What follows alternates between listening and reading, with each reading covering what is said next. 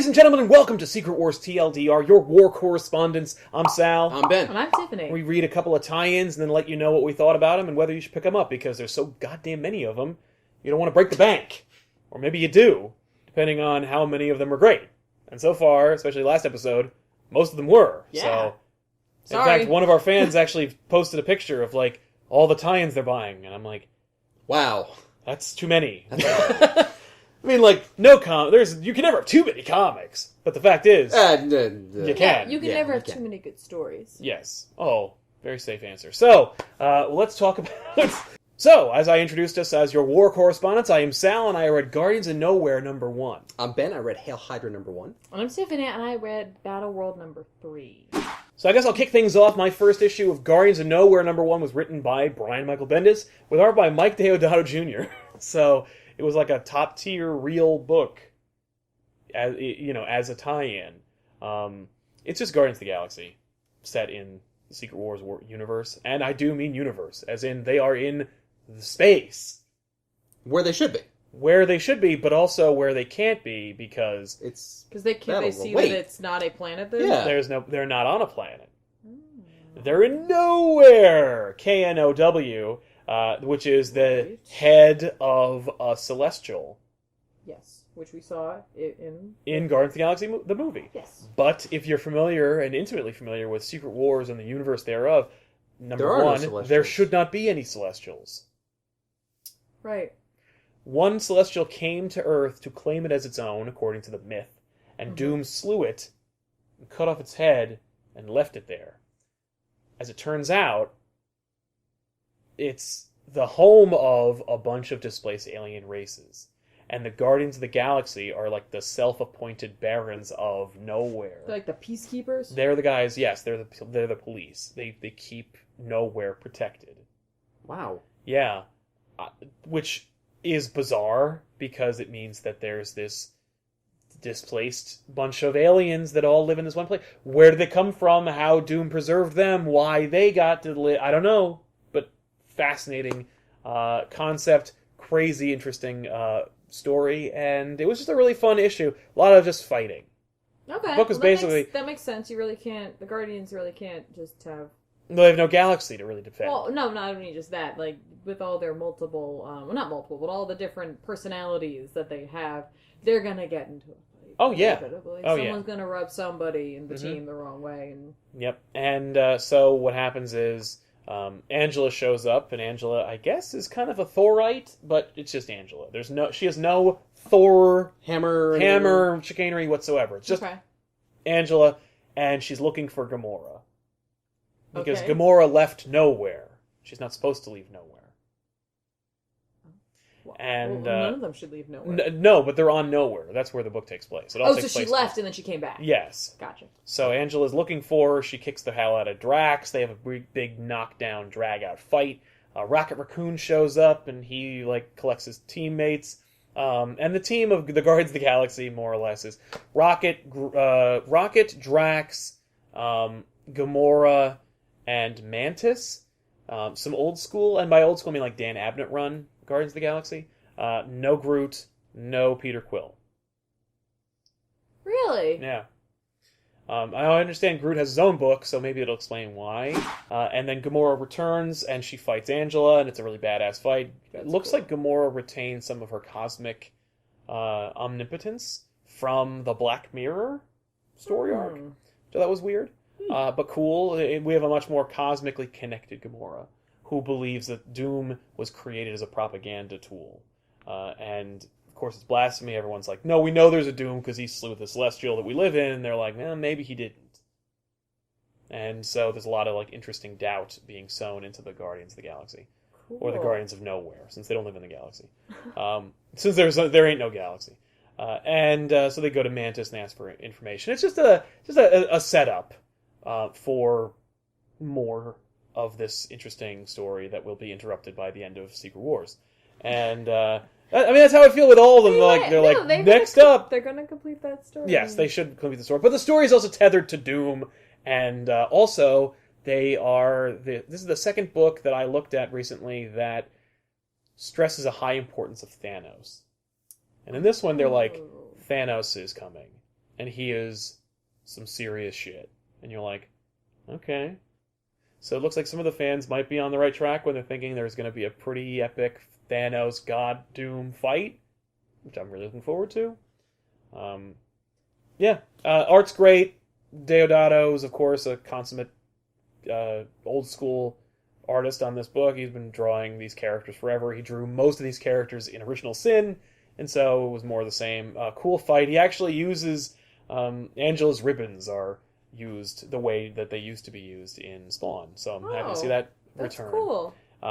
Just cool fights, great characterization. Rocket's the team leader, and he does a great job, and he looks great. And awesome. Then they have to fight, or rather, then a new bad guy shows up at the end of the book. A character created by Bendis. A new challenger has appeared. Exactly. I don't remember his name. And he's going to cause a problem for everybody. He has a stupid name, and he's just one of those, like, silly... His name is Derp. Yeah, he might as well be. And he's basically just a silly, cosmic bad guy. He's like, and I don't mean like silly, like he's stupid and we shouldn't take him seriously. He's deadly serious and we should take him very seriously because he could totally kick their asses. Much like Ronan the Accuser or the Adjudicator or any other character like that, where it's like a Kirby character. He reminds me of an old school Kirby cosmic character. Cool. I think it's neat. If you like Guardians of the Galaxy, especially any of the recent incarnations, if you're still bitching and moaning about Adam Warlock or Richard Rider, you're not going to like this book because they're not in the book, and they're not coming back for a long time, so I'm sorry to say. The fact is, if you like Guardians of the Galaxy over the last 10 years, you're going to dig it. If you like Dan Abnett's run on Guardians of the Galaxy, if you liked Annihilation, you're probably going to like this because some of those characters come back. And there's a hint of a similar feel to that old school run. It's almost like Bendis kind of going like, all right, I gave you my Guardians of the Galaxy back when I was writing Guardians of the Galaxy. Here's more in line with what I think you were expecting me to do. Right, okay. Which is pretty neat. It's not every day that a major league writer gets to go back and kind of give you what you wanted, or what he thinks you want. And so I think it's really neat. Since I liked both runs, I think it's pretty cool anyway. So you should pick it up. So I read Hail Hydra #1. Written by Rick Remender and drawn by Roland Boshi. Ooh. It kind of feels like it's this dystopian world. No kidding, because it's a world where New York was founded by Hydra. Not taken over by Hydra, apparently founded by Hydra.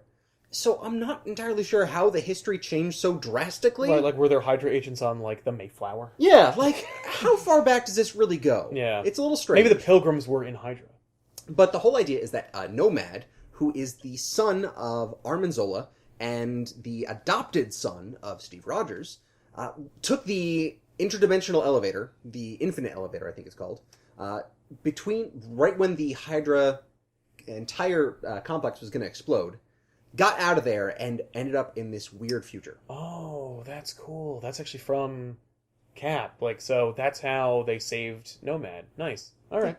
So Nomad is here and runs into this guy. I assume he's completely baffled by what's happening. Absolutely. I mean, he sees all of this. He's just like, oh my god, is this what happened when, Steve didn't work out? Mm-hmm. This might be a little bit of spoiler territory, but I don't think so, personally. Nomad had to choose who he was in the last book. There was, a little bit of a flashback where Armin Zola was really controlling him and had this whole brainwash of, saying that he was Leopold, but Cap was still trying to, tell him, no, your name's Ian. And he's like, oh, no! Stop trying to confuse me! But he chose Ian. He chose to be good. So now that he's in this world, he is definitely taking on the persona of Cap's stepson. The ideals that he really instilled in him. So this entire world is thrown off for him. He's really confused as to what's going on. He sees someone tagging a building, and he runs over to, stop them and ask them questions. And when that happens, of course, this giant zeppelin of Hydra agents comes down and tries to arrest them. Now, apparently, this world is run, very militaristic. It's, the iron hand of Hydra answering to God King Doom.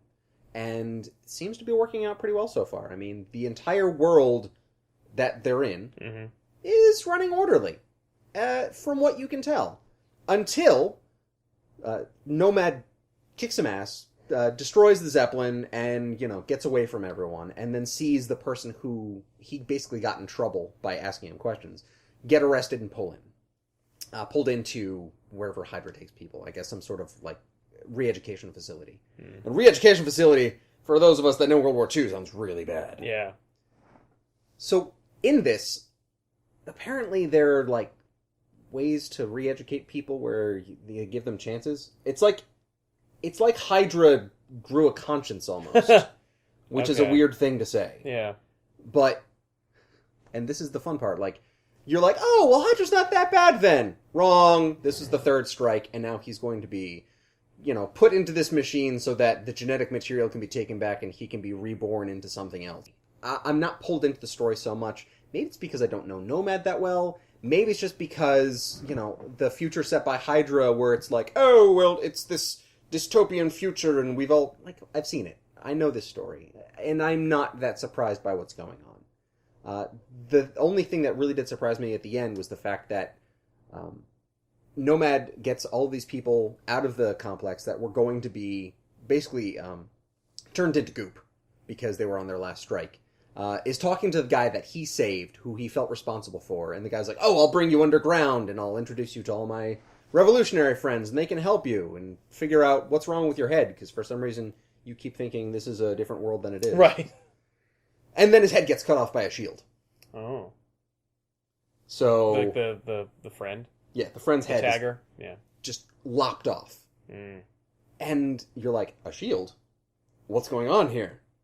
And this man wearing a shield, wearing a cap outfit, but looked like decorated in Hydra regalia. Mm-hmm. So it's the entire Captain America suit, just in... But Hydra themed. Hydra stuff, like reds and greens and yellows and things. And they're talking back and forth, and Nomad is, really trying to take this guy on, and the guy is shocked seeing Nomad, and then takes his mask off at the end, and it's Nomad. It's Leopold! So you've got Leopold versus Ian. That's cool. That's a neat idea. The rest of it sounds really boring. It is. It's kind of not a great story. I did not want to read Hail Hydra. Every time I see a title like that, like Hail Hydra, and I go, yeah, we don't need an Agamotto book. We need room for Hydra. That said, I like the preservation of the Ian character, and I love the idea that Ian survived the incursion by using the infinite doorway. Yeah. That's cool. Honestly, in my opinion, you could probably skip this title. Unless you're a real big fan of dystopian futures, if you're a huge Nomad fan, definitely pick this book up. That being said, it wasn't really for me. Fair enough. Yeah, I would not read that. In Battleworld number 3, we had 1,000 Cuts. We had A Fistful of Changas. We had World War Ant. So let's start with World War Ant, written by Ryan Ferrier. I'm sorry.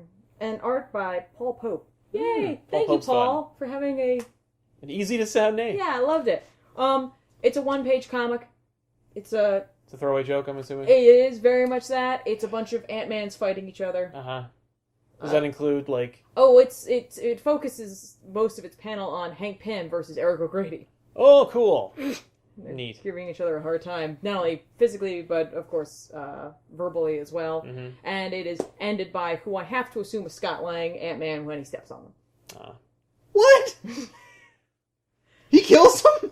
Well, it was cute. I get why they put it out. It's a cute one-off. It's interesting. Well, because it came out the week that the movie came out. You know that was what it was. They're like, we gotta get an Ant book out this week. But there's not even an Ant book. It's an Ant page. Out of these stories, 1,000 Cuts was not my favorite. The art's interesting. It's done by, it's written by Ivan Brandon, first of all, and the art's by Aaron Connolly. Connolly, I was like, I've seen this art before. He works with Image. He does a book called Prophet. Yeah, so it's this super cartoony, hyper real. It's very strange, and you're like, he makes sure to draw things in a grotesque fashion sometimes. So you're kind of uncomfortable looking at it at times, but at the same time, like, the colorization on this is so bright, so, like, in your face. Here are all the bold colors. Here are all the colors. Right. Here's every color. We have access to all of them. Why would we use them all? Yeah.